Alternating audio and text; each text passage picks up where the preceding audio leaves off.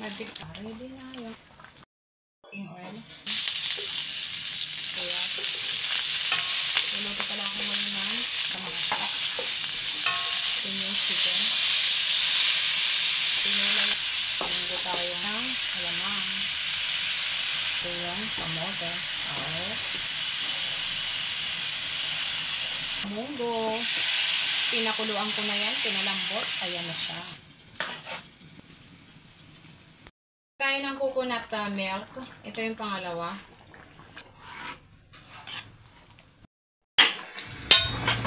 Ito yung unang gata.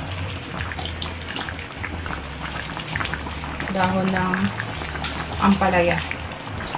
Mayroon kayong ganito ang munggo natin ngayon. Maiba naman tayo ng luto ng ating munggo, guys. Magic, seasonings. Ayan, ginataang munggo tayo ngayon na may manok at saka alamang yan, guys. Maiba naman natin ang luto natin sa ating munggo. Paborito natin ito.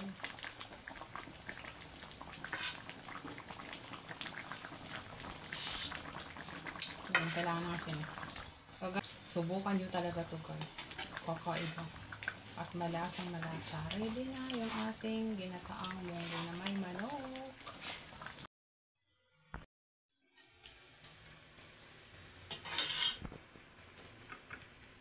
Kasarap nito, guys. Subukan nyo.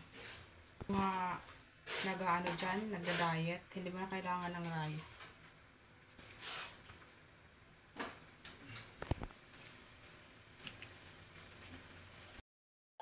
May sili tayo nilagay. Huli na. Kailangan.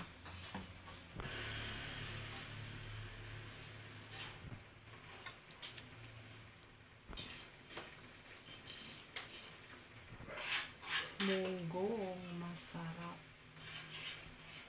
Dahon ng chili. Okay. Ready na. Yung ating ginataang munggo. Natin at saka paborito ko to dahil may mga gulay. Hindi na tayo kailangan mag-rice, lalo na ako na hindi nagra-rice. Thanks God for the food always.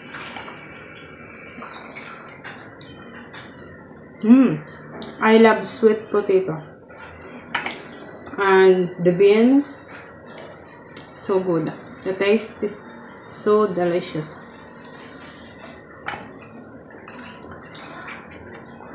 Sarap.